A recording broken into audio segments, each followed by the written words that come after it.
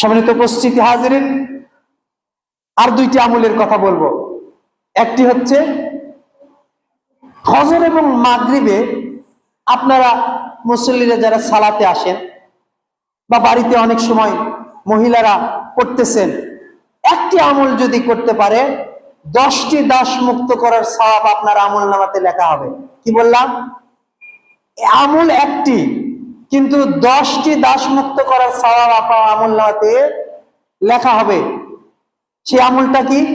রাসূল মুহাম্মদ সাল্লাল্লাহু আলাইহি ওয়াসাল্লাম বলেছেন, কোন ব্যক্তি যদি সালাতের বৈঠকে, আপনি যে তাশাহুদের বৈঠকে রয়েছে, এই বৈঠকে থাকা অবস্থায় ডান দিকে সালাম ফিরালেন, বাম দিকে সালাম ফিরালেন, কারোর সাথে কোনো কথা বললেন না। সালাম ফেরানোর পরে আমরা বলি না, এই ডান বক্সটা একটু এগিয়ে দাও, তাই না? অথবা আরো অন্যান্য প্রয়োজনীয় কথা, পাশের জন্য জিজ্ঞাসা করি, ভাই কেমন আছেন, সালাম আলাইকুম বলে থাকি তো, তাই না? রাসূল সাল্লাল্লাহু আলাইহি ওয়াসাল্লাম বলছে না, কোনো কথা বললো না, চুপচাপ হয়ে থাকলো, আস্তাগফিরুল্লাহ বললো, আল্লাহুম্মা আনতাস সালাম বললো, আমিনকাস সালাম, এরপরে আল্লাহুম্মা আইন্নি আলা যিকরিকা শুকরিকা ওয়া হুসনি ইবাদাতিক যেটা আছে এটা বললো। বলার পরে কালিমায়ে তাওহীদ যেটা লা ইলাহা ইল্লাল্লাহু ওয়াহদাহু লা শারীকা লাহু লাহুল মুলকু ওয়া লাহুল হামদু ইউহয়ি ওয়া ইউমীত ওয়া হুয়া আলা কুল্লি শাইইন কাদির, এটা 10 বার বললো। কয়বার? 10 বার বললো। হাত নাড়ায়নি, পাও নাড়ায়নি, যেই পজিশনে সে তাশাহুদে বসেছিল ওই পজিশনেই বসে থাকলো, নড়াচড়া করলে হবে না, হাত গুটালে হবে না, কোনো কাজ করলে হবে না। এইরকম পরিস্থিতিতে যদি কেউ 10 বার এই কালেমা পড়েন, এই দোয়া পড়েন, তাহলে আল্লাহ সুবহানাহু ওয়া তাআলা তার আমলনামাতে 10 জন দাস মুক্ত করার সওয়াব তার আমলনামাতে লিখে দেবেন। আচ্ছা বলেন তো, এটা কি বছরে একবার আসে না প্রতিদিন 2 বার করে আসে, ফজর আর মাগরিব? তাহলে প্রতি ফজর আর প্রতি মাগরিবে এই সওয়াব আমরা নিতে পারবো না ইনশাআল্লাহ? পারবো কিনা? ইনশাআল্লাহ। আপনি ওই পজিশনেই বসে থাকবেন, যেরকম বৈঠকে বসেছিলেন, সালাম দিলেন। এখন জিজ্ঞাসা করতে পারেন, অনেক মসজিদে কৌটা চালানোর রীতি আছে, আছে না? ওই যে দান বক্স গুলো, মাগরিবে দেখবেন শহরের বেশিরভাগ মসজিদে কৌটা চালানো হয়। এখন কৌটা যদি ধরতে যায়, তাহলে তা আমি একটা কাজ করলাম। এই জায়গায় মাসালাটা হচ্ছে যে আপনি তো ওখানে বাধ্য, আপনি যদি কৌটা না আগায় দেন, তাহলে পাশের জন বলবে লোকটা হয় আন্ধা, চোখে দেখে না, না হয় কি করতেছে, অলসতা করতেছে, বা অন্য কিছু বলতে পারে, বকা দিতে পারে। আপনি যদি এই ক্ষেত্রে কৌটাটা একটু পাশের জনকে দেন, তাহলে আশা করা যায় ইনশাআল্লাহ এই সওয়াব থেকে আমরা মাহরুম হব না ইনশাআল্লাহ। তাহলে বললাম আপনাকে যে 10 বার যদি আরেকটা দোয়া ওই পাশাপাশি উঠবেন না, এখনো 10 বার বলবেন, আল্লাহুম্মা ইন্নী আসআলুকা ইলমান নাফিআন ওয়া রিজকান তাইয়িবান ওয়া আমালান মুতাকাব্বালান। আল্লাহ তুমি আমাকে উপকারী বিদ্যা দান করো, আমাকে হালাল রিজিক দান করো, পবিত্র রিজিক দান করো, আর কবুলযোগ্য আমল করার তৌফিক দান করো। এই কথাও যদি আপনি বলেন, তাহলে এই কথার বিনিময়ে আরো আপনার আমলনামাতে 10টা দাস মুক্ত করার সওয়াব লিখে দেওয়া হয়। হাদিস তিরমিজির 3534 নম্বর হাদিস। সম্মানিত উপস্থিতি হাজিরিন, এই জন্য বলতেছি যে এই যে দাস মুক্ত করার সওয়াব গুলো আমরা কিন্তু সকাল এবং সন্ধ্যায় নিতে পারতেছি, কিন্তু আমাদের অলসতার কারণে, অবহেলার কারণে, উদাসীনতার কারণে এই আমলগুলো প্রতিনিয়ত ছুটে যাচ্ছে। চলুন, একজন সাহাবী আল্লাহ রাসূল সাল্লাল্লাহু আলাইহি ওয়াসাল্লামের কাছে বলল, ইয়া রাসূলুল্লাহ দুল্লানি আলা আমালিন ফাইন্নি কদ কাবিরতু। ইয়া রাসূলুল্লাহ, আমার বয়স হয়ে গেছে, এখন আর আগের মতো আমি ওই রাত্রি 2-3 ঘন্টা দাঁড়ায় সালাত আদায় করতে পারি না, এখন আমি আর আগের মতো নফল সালাত করতে পারি না, এখন আমি আর ওই জিহাদের ময়দানে যে যুদ্ধ করতে পারি না, শরীরটা ভারী হয়ে আসছে, বার্ধক্য বেড়ে গিয়েছে আমার, আমাকে এমন কিছু আমল শিখিয়ে দিন যে আমলের বিনিময়ে অল্প আমল করে আমি অনেক সওয়াব হাসিল করব। রাসূল সাল্লাল্লাহু আলাইহি ওয়াসাল্লাম তাকে বললেন না যে সাহাবী তুমি প্রতিদিন 1 পারা করে কোরআন পড়ো, বললেন না। এই কাবা ঘর 7 বার করে তাওয়াফ করো, বললেন না। তাকে কি আমল দিলেন শুনবেন? রাসূল সাল্লাল্লাহু আলাইহি ওয়াসাল্লাম বলতেছে যে ও আচ্ছা আচ্ছা, তুমি বয়স হয়ে গেছে, তোমার শরীরটা নীতি এসেছে, তুমি 100 বার করে সুবহানাল্লাহ বলবে, 100 বার করে আলহামদুলিল্লাহ বলবে, 100 বার করে আল্লাহু আকবার বলবে। আচ্ছা বলেন তো, আমলটা কি খুবই কঠিন? 100 বার সুবহানাল্লাহ বলতে 1 থেকে 1.5 মিনিট সময় লাগে। সব মিলে 5 মিনিট সময় লাগবে যদি আপনি সুবহানাল্লাহ সুবহানাল্লাহ সুবহানাল্লাহ এভাবে সুন্দর করে পড়েন। 4 থেকে 5 মিনিট, এর বেশি সময় লাগবে না।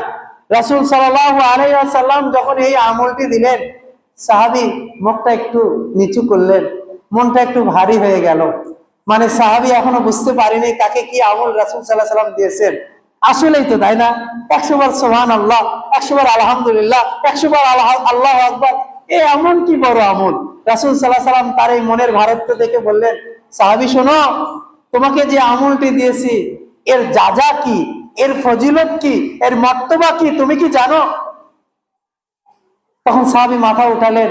রাসূল সাল্লাল্লাহু আলাইহি ওয়াসাল্লাম বলছে, শোনো, 100 ঘোড়া যার জিনপোষ রয়েছে ও লাগাম রয়েছে। এমনিতেই একটা ঘোড়া অনেক দামি, তাই না? বদরের যুদ্ধে মাত্র 3টা ঘোড়া ছিল, উহুদের যুদ্ধে মাত্র 3টা ঘোড়া সাহাবীদের। ঘোড়া নেই, এত ঘোড়া কোথায় পাবে?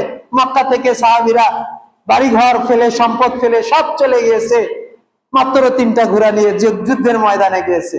রাসূল সাল্লাল্লাহু আলাইহি ওয়াসাল্লাম বলতেছে, এমন ঘোড়া যার জিনপোষ রয়েছে, উপরে বসার হাওদা রয়েছে এবং সাথে লাগামও রয়েছে, তাই না?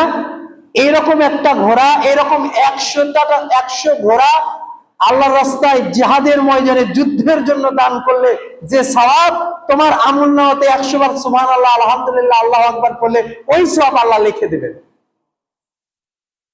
সাহাবীর মনে এবার চাঙ্গা হয়ে গেল, খুশি হয়ে গেল। এত সওয়াব, 100 বার সুবহানাল্লাহ, 100 বার আলহামদুলিল্লাহ আর 100 বার আল্লাহু আকবার পড়লে। সাধারণ ঘোড়া নয়, 100 ঘোড়া যার লাগাম রয়েছে, বসার হাওদা রয়েছে, সাথে আবার তাকে চাবুকও রয়েছে ছোঁয়ার জন্য। এইরকম 100 সুসজ্জিত ঘোড়া জিহাদের ময়দানে যুদ্ধের জন্য, আল্লাহর দ্বীন প্রতিষ্ঠার জন্য দান করলে যে সওয়াব, 100 বার সুবহানাল্লাহ আলহামদুলিল্লাহ আল্লাহু আকবার বললে ওই সওয়াব লিখে দেওয়া। এবার আল্লাহ রাসূল সাল্লাল্লাহু আলাইহি ওয়াসাল্লাম এখনো থামেননি। তিনি বলেন, শোনো, তুমি যদি 100 বার সুবহানাল্লাহ, 100 বার আলহামদুলিল্লাহ, 100 বার আল্লাহু আকবার পড়ো, তাহলে 100 গোলাম আজাদ করলে, মুক্ত করে দিলে যে সওয়াব, তোমার আমলনামাতে ওই সওয়াব লেখা হবে। কি বললাম? 100 বার সুবহানাল্লাহ বলেছেন, 100 বার আলহামদুলিল্লাহ বলেছেন, 100 বার আল্লাহু আকবার বলেছেন। কখন বলেছেন? ফজরের সালাত পরে একটু বলেছেন, আসরের সালাত পরে একটু বলেছেন, মাগরিবের সালাত পরে একটু বলেছেন। এর বিনিময়ে 100 ঘোড়া জিহাদের ময়দানে দান করলে যে সওয়াব, এবং 100 আজাদ গোলামকে আজাদ করলে যে সওয়াব, ওই সওয়াব আপনার আমলনামাতে লেখা হবে। সম্মানিত উপস্থিতি হাজিরিন, কত সওয়াব, কত নেকি সকাল এবং সন্ধ্যায় আমরা লস করতেছি। এই সকল সওয়াব, এই সকল নেকি নিয়ে যদি কাল কিয়ামতের ময়দানে আমরা কিয়ামতের মাঠে আল্লাহর নিকট উপস্থিত হতে পারি, তাহলে আল্লাহ সুবহানাহু ওয়া তাআলা আমাদের বড় বড় গুনাহগুলোকে ক্ষমা করে দিবেন। আমাদের সমস্ত গুনাহগুলোকে ক্ষমা করে দিয়ে এগুলো নেকির পাল্লাতে যখন তুলে দিবেন, তখন নেকির পাল্লা অনেক ভারী হয়ে যাবে। বিনিময়ে পুল সিরাত পার হতে পারবো, জান্নাতে অনেক মর্যাদা লাভ করতে পারবো। তার সাথে সূরা ইখলাসটা ভুলবেন না। সূরা ইখলাস মানে বিশাল নেকি। সূরা ইখলাস মানে নেকির সমুদ্র।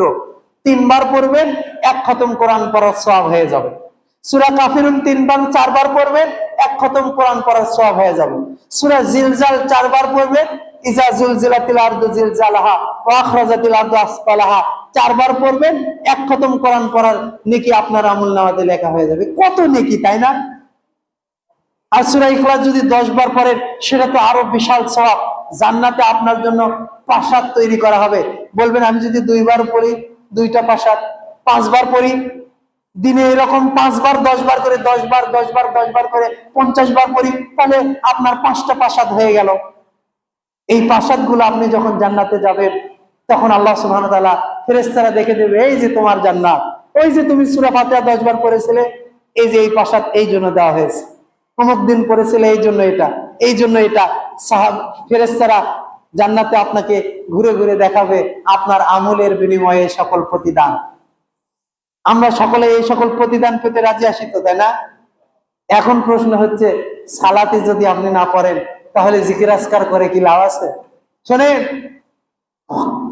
ফরজ সালাত হচ্ছে আপনার সমস্ত ইবাদতের মগজ। মানুষের ব্রেন না থাকলে যেরকম তার কোনো দাম নেই, তাকে কি বলবে? একটা লোকের সব আছে, হাত আছে, মুখ আছে, চোখ আছে, কান আছে, সব আছে, কিন্তু ব্রেন নেই, তাকে পাগল বলবে না? আপনার জিকির আছে, কোরআন তেলাওয়াত আছে, আপনার সদাচরণ আছে, আপনি আত্মীয় স্বজনের সাথে ভালো ব্যবহার করেন, তাদেরকে দাওয়াত করে খাওয়ান, ভাই বোনের সাথে হক বুঝে দিয়েছেন, সম্পদটা বুঝে দিয়েছেন, সব ঠিক আছে, নামাজ পড়েন না, আপনার বাকি সমস্ত ইবাদত বাতিল। এই ইবাদত আল্লাহ গ্রহণ করবেন না। সালাত ব্যতীত অন্য কোন ইবাদত আল্লাহ সুবহানাহু ওয়া তাআলা কবুল করবেন না। হাদিসের পাতাতে এরভাবে রাসূল সাল্লাল্লাহু আলাইহি ওয়াসাল্লাম বলেছেন। প্রিয় দিনী মুসলিম ভাই বোনেরা, বলতেছিলাম যে আজকের জুমায় যেগুলো বললাম দাসমুক্ত করে সব, প্রথমে কি বলেছি? এক নজরে ওই যে সাফা মারওয়া সাই করলে, 2 নম্বরে প্রথমে বলেছি কাবা ঘর তাওয়াফ করলে, 2 নম্বরে বলেছি হাজরে আসওয়াদ আর রুকনি ইয়ামানি স্পর্শ করলে, 3 নম্বরে এই 2টা কাজ করার পরে 2 রাকাত নামাজ পড়লে, 4 নম্বরে সাফা মারওয়া সাই করলে, 5 নম্বরে ওই যে দুধ দহন করে একদিনের দুধ বিতরণ করলে, 6 নম্বরে পথহারা মানুষকে পথ দেখালে, 7 নম্বরে ঋণ দিলে, 8 নম্বরে যেটা বললাম তা হচ্ছে এই যে সুবহানাল্লাহ লা ইলাহা ইল্লাল্লাহ 10 বার পড়লে ওই পজিশনে বসে থেকে, 9 নম্বরে যেটা বললাম সুবহানাল্লাহ আলহামদুলিল্লাহ আল্লাহু আকবার 100 বার পড়লে। এছাড়াও হাদিসের পাতাতে অনেক সওয়াব রয়েছে দাসমুক্ত করার মতো। এই সকল আমলগুলো আমরা দেখে 5 ওয়াক্ত সালাতের পাশাপাশি আমরা এই আমল যদি করতে পারি, তাহলে আশা করা যায় ইয়াউমাল কিয়ামতের দিনে আমাদের মিজানের পাল্লাগুলো ভারী হবে, আমাদের নেকির পাল্লাগুলো ভারী হবে, আর আল্লাহ সুবহানাহু ওয়া তাআলা যার নেকির পাল্লা ভারী হবে তাকে জান্নাত দান করবেন, এটা তার ওয়াদা। ইন্নাল্লাহা লা ইউখলিফুল মিআদ, আর আল্লাহ তার ওয়াদা প্রতিশ্রুতি কখনো ভঙ্গ করে না। অতএব প্রিয় দিনী মুসলিম ভাইরা, আল্লাহ সুবহানাহু ওয়া তাআলা আমাদেরকে যেন 5 ওয়াক্ত সালাত জামাতের সাথে পড়ার তৌফিক দান করে, এবং সালাতের পরে যে জিকির আজগার গুলো রয়েছে এগুলো করার তৌফিক দান